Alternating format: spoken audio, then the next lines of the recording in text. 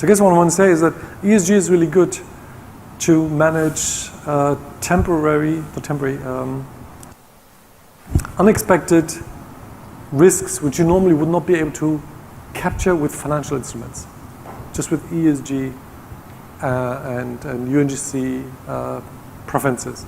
That's really the key things.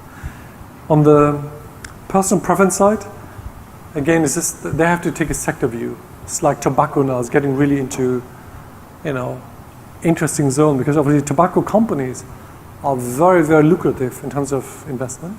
They pay very high dividends. But obviously up until the day when they're going to be banned, when if you have a view on that, if people are going to say, okay, we're not going to allow tobacco anymore, there's a first step towards that in the US. One day they might get sued even. And then you just have to consider, is it worth it? Obviously at the moment they're getting cheaper and cheaper, so the dividend is getting better and better. The price earnings ratio is excellent, but you have this inherent risk. So just think about sustainable investing as a risk detection instrument. Don't think about moral, ethical, imposing. It's just a risk management instrument from the investor side as well as from the corporate side. So perhaps you could have a little bit more views from you in terms of what is relevant to you, how you're trying to implement this. And maybe one point I want to make is that what I observed is that when big asset managers or banks or institutions try to implement sustainability, they take their active business and then they have an ESG team and they come and just remove stuff. And that often leads to underperformance. So for example, you have your flagship portfolio and this is there's a lot of money in there and it's run like this and you don't want to fiddle with it, you don't want to lose your track record, you want to upset your investors. But everybody says I have to be sustainable. You say, okay, fine, let's set up an ESG research team and you hire whatever 10 to 20 people and they do all the research for you. And then they come back with a blacklist and say, okay, remove those. And then guess what happens? This then underperforms to the untouched fund. So that's clearly not the way. What you need to do is the other way around, which is first select your investment universe and then do what as a asset management you want to do based on that, not the other way around. Anyway, more comments, questions. Tell us, what industry are you in? What industry, what sector do you? Financials. Have you already implemented sustainability? Yeah, that's right. So it's going to hand you over the mic. Thank you. We do investment research, and I think the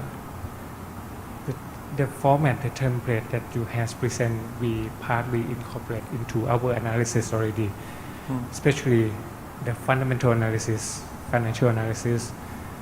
But I think that the key problem is that the lower of the pyramid of analysis about the ESG is pretty is quantitative actually. I think it's quite difficult and may use experience a lot to justify, to evaluate these criteria for the upper of your pyramid. About the fundamental, about financial, I think that's quite more simple, and we can use quantitative analysis and more easier to justify and to compare between the industry, the company.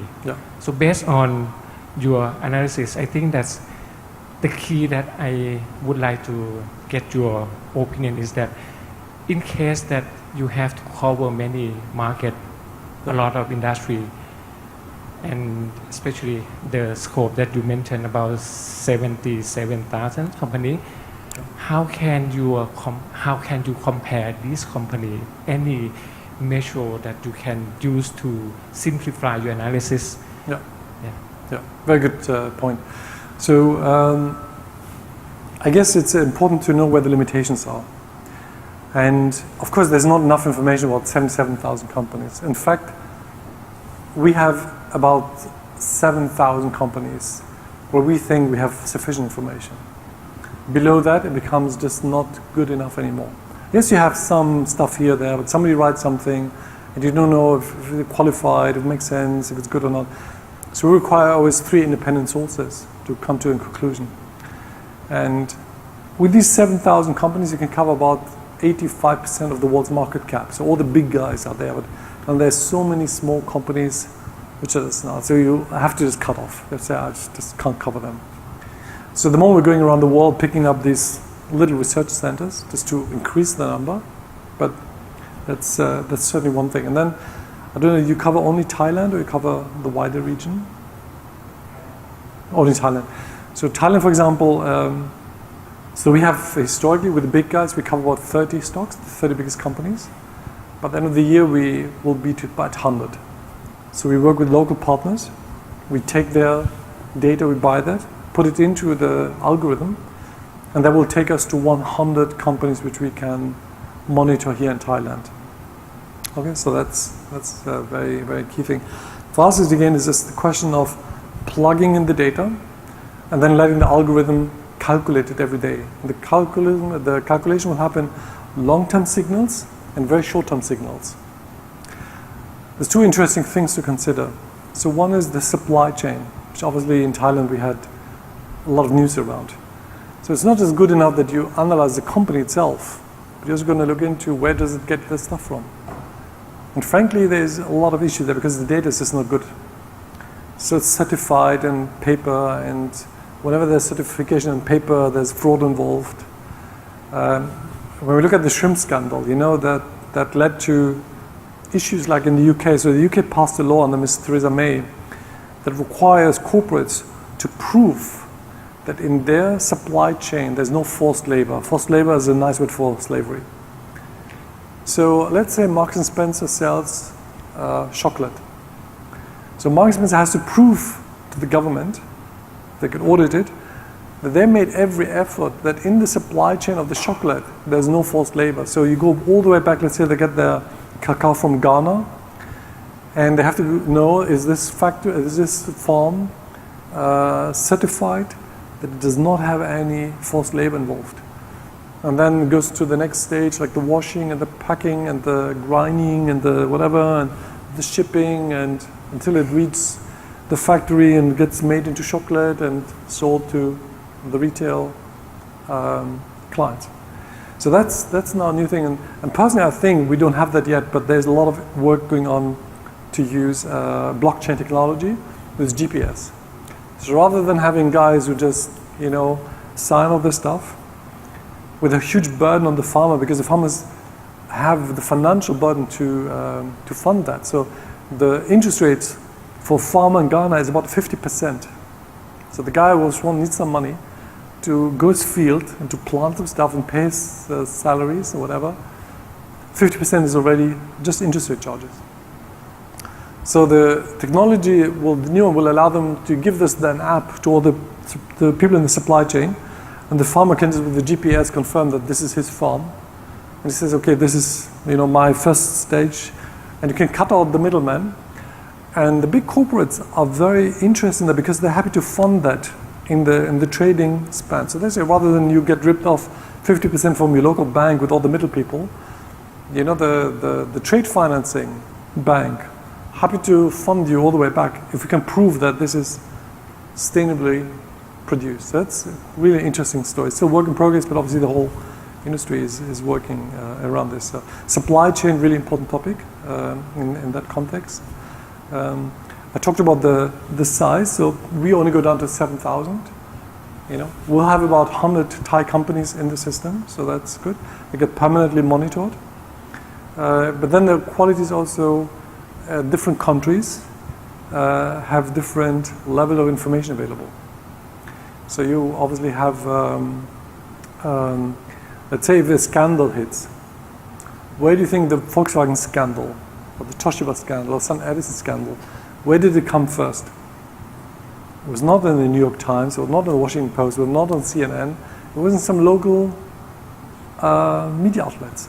It was on some blogs. Half a year before the Volkswagen scandal became public, it was already on blogs. People saying, there's something wrong, this is not right, whatever. And it keeps brewing until eventually hits the big media, and then it's like 1,000 times out there.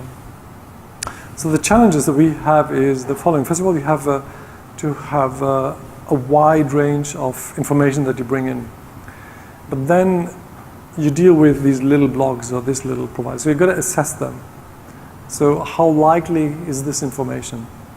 You have like New York Times is very likely, without mentioning names, maybe Breitbart News, maybe it's not so likely. Yeah? So you have like, you've got to assess the source of the information. Then one very important thing is a plausibility check. And this you have to do manual because the computer reads the text. So you need to know, is this really talking about this company? Or maybe I'm just mistaking the name and there is a misunderstanding, which happens as well. So the company where I come from, Germany has, for example, a company called Bayer Leverkusen. Some of you might know it. Bayer Leverkusen, big chemical company, the guys who bought Monsanto's in the US recently. So there's a football club with exactly the same name, which belongs to them. But when the news speaks about the football club, the computer reads it, he thinks you talk about the chemical company. He said, bunch of idiots, you lost the game. The computer gets a bad score. So you have to prevent that. And you cannot do this machine learning, so you have to have people manually reading, make sure this is linked to this. And there is a system to do that. And then you don't want to punish companies which are just upfront and honest.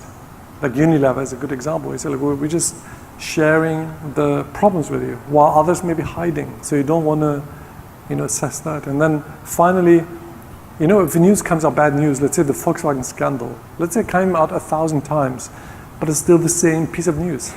So don't punish them 1,000 times, just, it's one thing.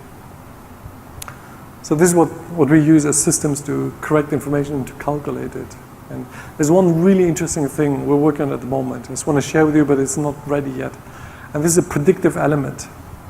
So I don't know if you know that there is a pattern that the computer can spot to predict certain things.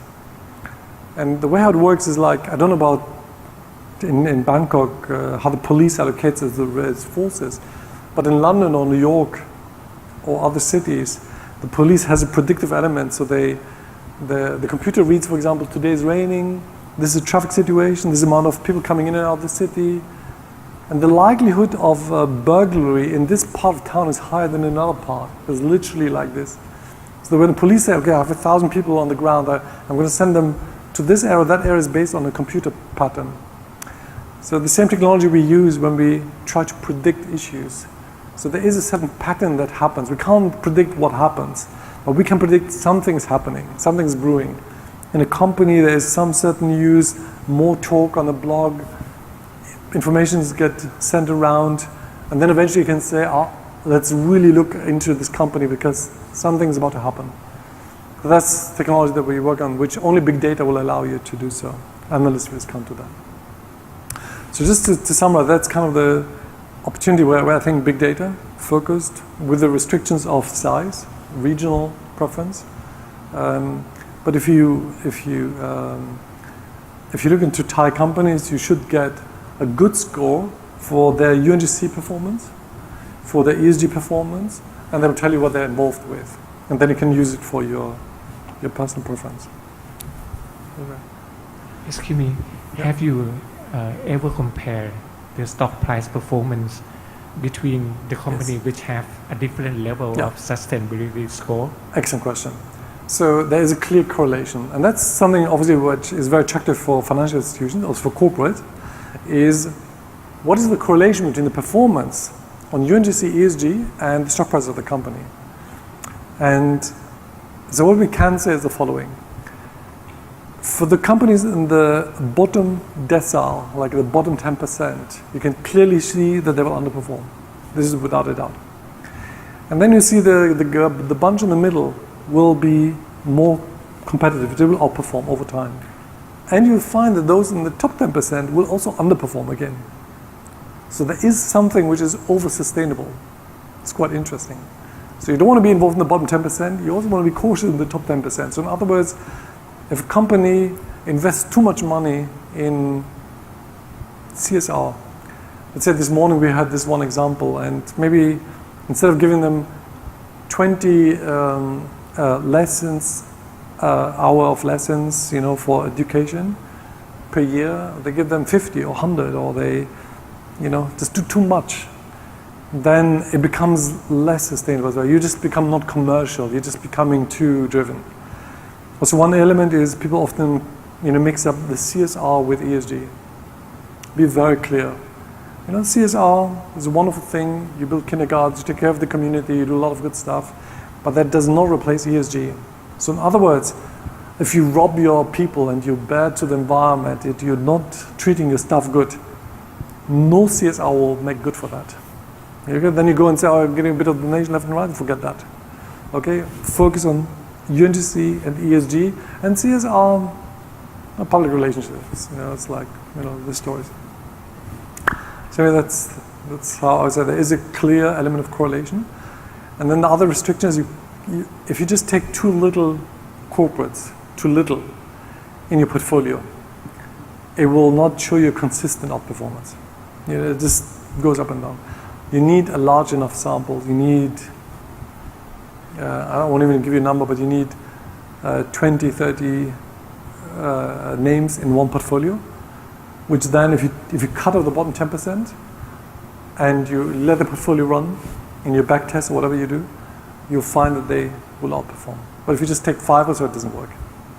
It's just not good enough. Other questions or comments? Let's hear something from this side of the room.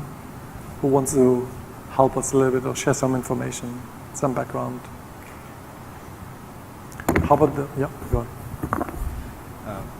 We're from manufacturing side, so actually in the is it financial institutions? Manufacturing. Okay, Production manufacturing. Okay, yeah. in the automotive. And I think the thing I want to share, but you already said, is we give a very, let's say, a critical issue to a supply chain, especially in the manufacturing. We deploy our sustainability backward to the suppliers, so that we give the importance to. The things we focus on the supplier on this ESG side, they have to have a good process and products that environmental friendly. That's one thing. On the governance side, of course, no corruptions and be transparent in the procurement process. And then on the social side is the labor treatment. How good they are treating their employees. So that's the key 3 points that deploy backward to our supply chain. Someone said, I'm not from the production, I'm not from the industry, I cannot comment on that, I can just speak as an investor, but it is so crucial, so important. Exactly what you're saying is to make every effort to understand the production process, to understand all the whole chain of services involved. There's nothing worse than if it hits you. If you think about the I don't want to say scandal in Bangladesh, the tragedy that we've seen in Bangladesh twice. Once when there was the fire and the 60 women died, and the other one was when over 1,000 people died when the roof collapsed. And the companies involved there. So if you need to sell your T-shirt for $5, and you then, of course, put the people in the supply chain in the situation that they produce in inhumane ways, no clean water, no safe environment, with whatever it is, then that is something that eventually, if something happens, you lose your reputation forever. It will be very difficult to regain. Of course, I just want to bring the other side of the argument that you cannot just apply standards all around the world. Sometimes it is essential that young people, I don't want to say children, but young people are contributing to the family so they don't starve. Don't talk about human rights and sending kids to school and then they just can't survive. But to have a balanced approach, to say, look, okay, well, how about some education, some working, clean water, some basics. Let's not compare Bangladesh to Switzerland, but let's, within Bangladesh, let's look in the grades, what is sufficient, what works, how can we get this done? It's such a crucial element. So supply chain for the industry, very important what he's saying, makes spot on sense. The key thing I want to make is one message I tried to get across this morning, is that the system which was based on analyst views, on personal reviews, is being replaced with big data. So what we're working on, the next step for the S-Ray is to build a social platform like a Facebook of sustainability where everybody can comment. So every corporate can say, look, this is how we do social aspects. This is how we train people. This is how we ensure minorities have a chance. Women are equally treated like men, governance structures, social structures, and so on. And investors can say, well, we are really concerned about these issues. So we're offering, and on our new app, this will be available, but people from the supply chain, employees and customers can comment and can say, oh, we've seen this issue happening in the production cycle of company Adidas, Puma, whatever, Nike. And Nike can then say, oh, hang on guys, that is unfair because so-and-so, oh yes, we admit, but we improved. And what you want is a dialogue. So going away from this subjective, delayed, manipulative, kind of like you get 5 points, 5 stars, whatever, an award thingy, towards a live platform where people can contribute, computer can analyze, stick it into the evaluation process, and you have a permanent element of independence there. So I think this will also open up the universe much more for corporates. So you don't stuck with the top 7,000 because people work for every company. And you can just go deeply down the supply chain or into smaller corporates and you can analyze them and so on. Anyway, that's for the future. It was a great comment. Any other comments? Yes, sir. Yeah. The concept of sustainability is very good. I am one of the strong believer of sustainability. And we still truly believe in that, and we have been investing in our entity. We have vast operations in 24 countries with 70 operating sites. Yeah. When it comes to the investment, does really the investor look into ESG when it comes? The question is, do they look at the profit ultimately, or are they looking at ESG? Yeah.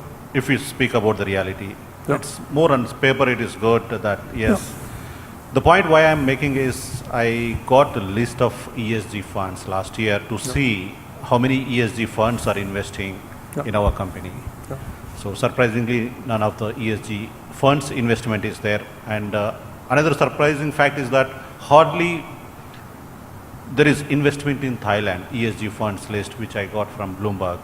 So hardly there is any investment in Thailand. Yeah. So where are they investing these ESG funds? Yeah. And what the companies should do? Because Thailand is one of the country where several companies have strong focus on sustainability that we see from the listing on DJSI. But when we see the investment funds, their investment is not there. Yeah. Very good comment, very good question. So I think first of all, the status quo is how important is sustainability and how does it go versus profitability? What really do the investors care about? And that is surely true for the past. The point I try to make is that we are at the tipping point. The tipping point comes driven by the disruption. So first of all, now the information is available. In the past, the information was not available. So the big funds, obviously, as we know, they need a track record. BlackRock and whoever, and the hedge funds, and they put the money into this, and they care about profits and nothing else. And if sustainability would make money for them, they would use it, which they now start to. But historically, it didn't. So you just had this few Scandinavian and a religious investor, and they say, this is what we believe in. And we're happy to give up performance and return. So it's a minority. Maybe 0.2% of all the money will be considered sustainable in that space. And they had an exclusion list. So say Norges would say, okay, I don't want to be involved in tobacco. I'm not comfortable with weapons. I'm okay with alcohol, no problem. And adult entertainment. These are the exclusion list. And then you just exclude a bit, and then performance goes down on a portfolio level, not a corporate level, but on a portfolio level, because you're taking optionality away. So investors are stuck with, doesn't work. But what has happened, I would love to send you material about this, is a mega wave. Investors want it. The relegation wants it. Think about the stock exchanges like Singapore requesting 2017 integrated reporting. You have to do it or you have to explain why not. It's a huge thing. You see this in this country and many others around the world. You see the whole carbon movement, the whole Paris stuff. In Europe, every pension fund in the entire European Union has to prove as of June 2017 that they consider environmental and social issues in their investment. So historically they would have said, I would love to, but I'm not allowed to. I am responsible under my fiduciary responsibilities to maximize the profit. I cannot take anything else into consideration. Now it has completely reversed. So the law is changing, the information is changing, the customer demand is changing. And most importantly, we now have instruments to link it to performance. So while your pitch historically was right, do you want profits or do you want sustainability? Now, sustainability delivers you more profits. And that is where you need to be really focused. Just watch this space for the next 1 or 2 years. You'll see a tsunami of money will flood into corporates that are sustainable. In fact, look at some companies where we now have almost a bubble of the price. Look at Unilever. It's considered one of the world's most sustainable companies, a brilliant company under Paul Polman. First of all, abandoned any quarterly analyst views. When he took office, press conference, you guys, I'm not going to give you any more quarterly reviews. This short-termism is not sustainable. It just forced me to take stupid decisions. I don't want to do this anymore. And the people say, oh, how dare you? I say, look, if you don't like it, please sell my stock and leave. I'm not interested in you.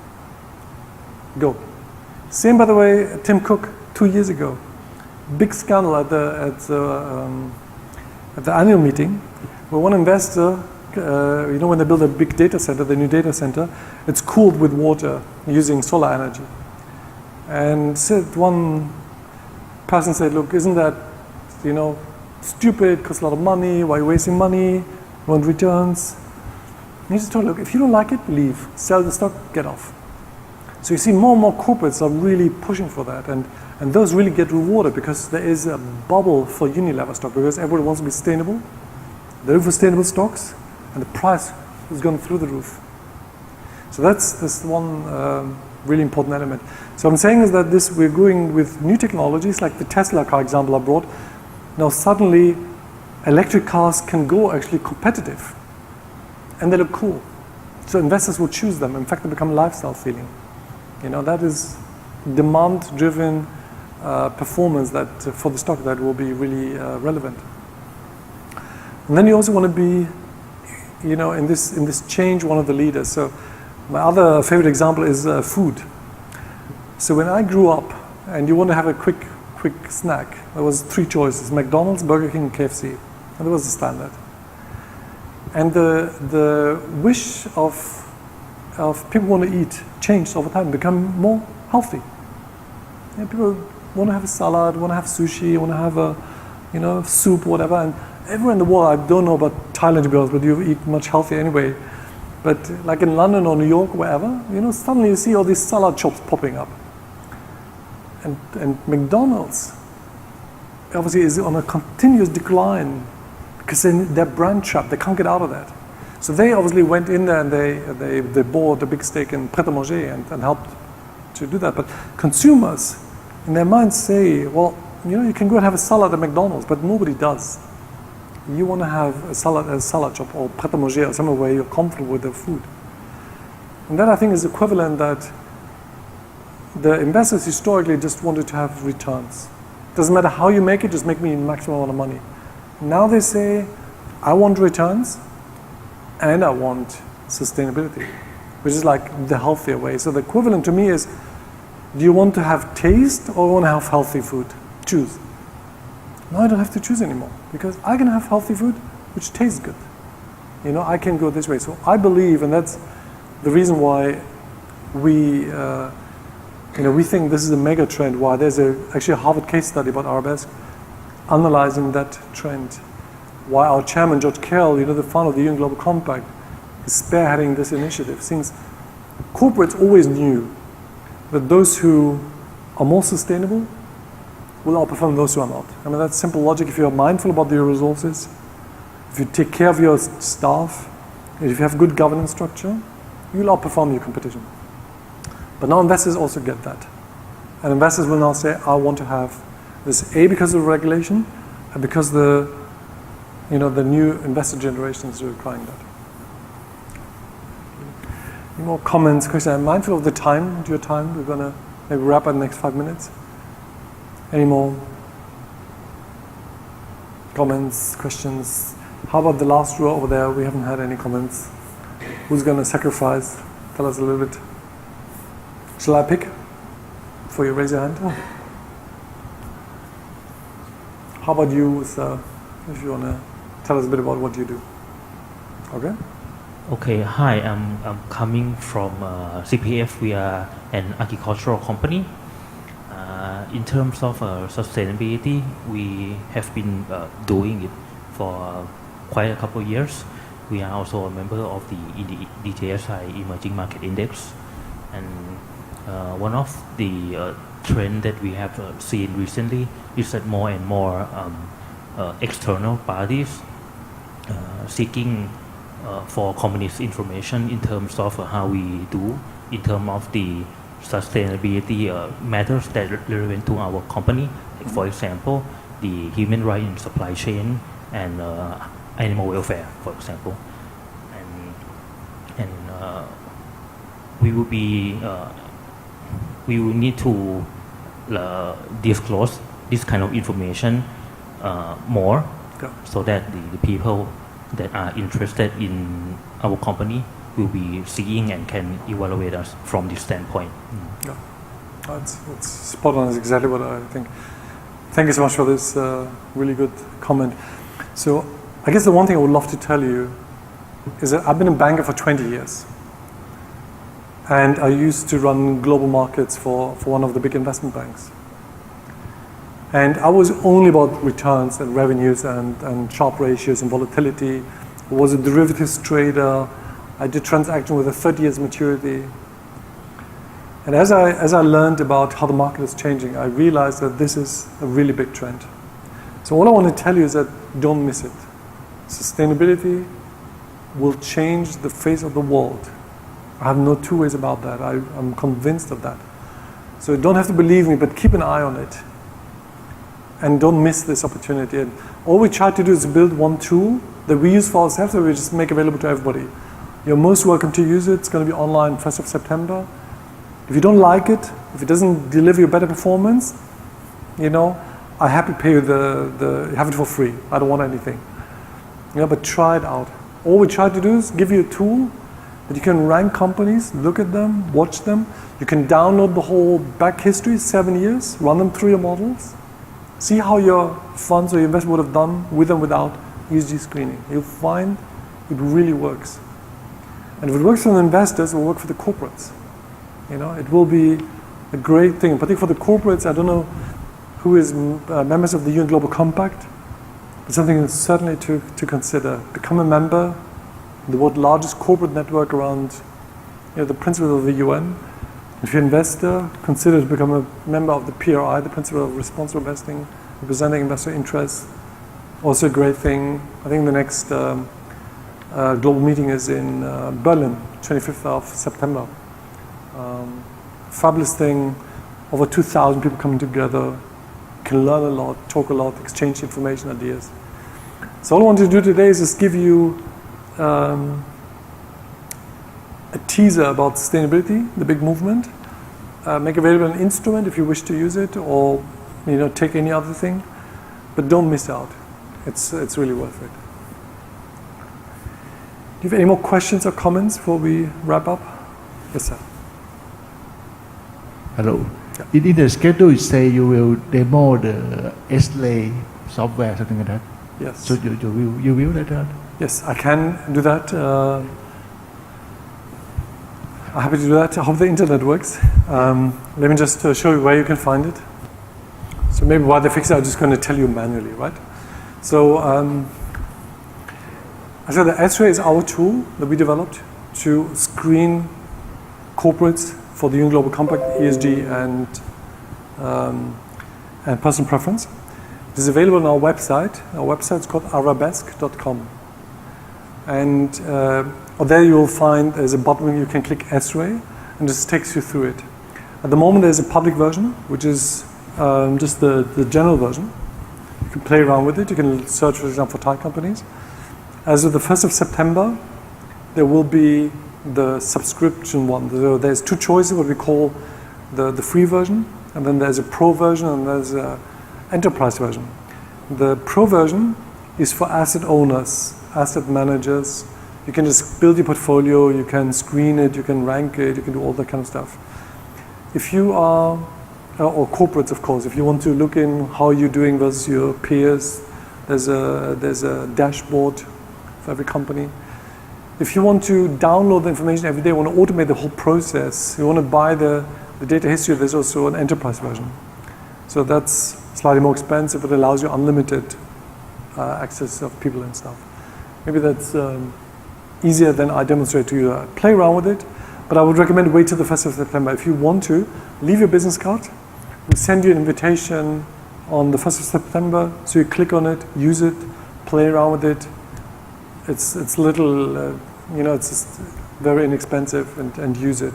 But I find it a very powerful tool. So somebody said the other day, what we're doing is we're Ubering the ESG research market. So we're just coming in with, one tool that is cheaper, technical, competitive, and kind of sits on top of all of that stuff. So maybe think about it like this. It's just a tool that allows you to be sustainable.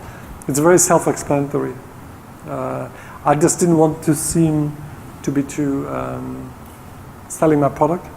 So I just want you to be excited about sustainability, but use the S-Ray. That's exactly it. Yeah, have a look at that, and again on our website we'll keep you updated and informed. Yeah? Any more comments or questions?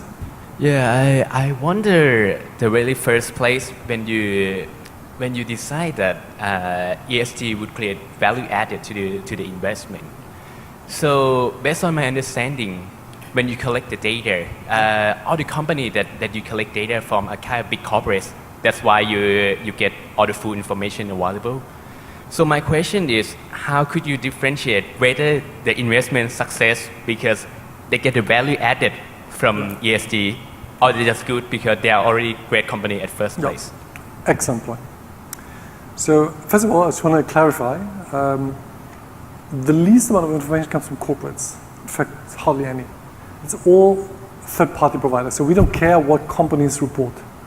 Of course, we take it in consideration, we compare it, but it's not relevant because otherwise people say whatever they want to say.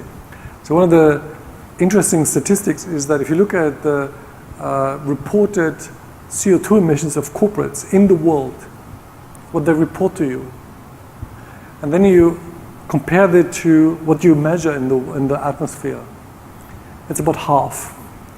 So something doesn't make up. So about half either lies or manipulates or doesn't show the truth, but it's just the numbers don't add up. So sustainability information is like what financial information used to be 50 years ago. So remember, when you wanted to buy and invest in a company 50 years ago, you can't remember, sorry, you just think about it. So how did that work? It was unaudited. There was no investment rules. There was no, the US GAAP or whatever the accounting laws were there. Somebody typed something on a typewriter and tell you this is my P&L, this is my sales numbers, this is my profits. And it was unaudited. You say, okay, maybe makes sense, yes, no, ask a few questions, okay, here's the money. So now financial information is highly audited, standardized, regulated, and if you cheat, you go to prison. This is now the investment world. The same thing is happening now on the ESG side. Now companies are reporting ESG. We have now 5 years. The stock exchanges are forcing them. They audit, but it's not standardized auditing. It's not like regulated auditing. They still report whatever they want to. And if they would cheat, they wouldn't go to prison. I mean, it's an offense, of course, but they wouldn't be that drastic. But that's what's happening now. They're getting audited, they're getting standardized, they're getting regulated, and there's a set of laws now against it. So financial information just are 50 years ahead of non-financial information, or call it ESG information. So this is one of the key elements. So the second thing is, What I said is I can prove to you the correlation. I cannot prove to you the causality. I cannot tell you, is BMW stock price going up because it is a sustainable company or because they make good cars? I cannot prove that. I can just tell you statistically that I can prove to you a correlation, that I can switch it because it's a rules-based system and there's no human interaction. If I switch ESG on and off, I can show the fund underperforms because the system, the asset manager will pick stock that he shouldn't have because they're underperforming on ESG. But can I prove to you the causality? No, I can't. I'm not going to pretend I can. Okay. Thank you. With that, let us wrap it up. Thank you so much for your time and your interest. It was a real pleasure being here with you today. If you have any question, please come and see me. Give me a business card. Take mine, and I'll be in touch, and we'll try to take it one-on-one. Yeah. Thank you, everybody. Thank you.